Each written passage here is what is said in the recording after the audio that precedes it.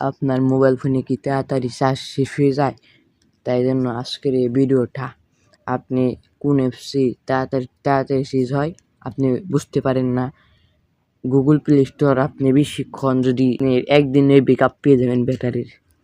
তাই জন্য আপনি সিম্পলি কিছু করতে হবে না, ভিডিও স্ক্রিনে দেখাচ্ছি, এটা দেখতে থাকুন। আপনার চলে যেতে হবে, এখানে দেখতে পাচ্ছেন 3 ডট, এখানে চলে যাবেন।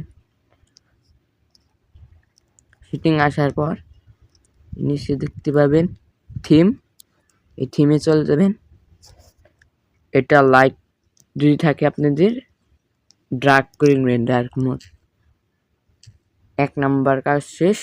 2 নাম্বারে দেখাবো, প্লে স্টোরে চলে যাবেন। তবে এখান থেকে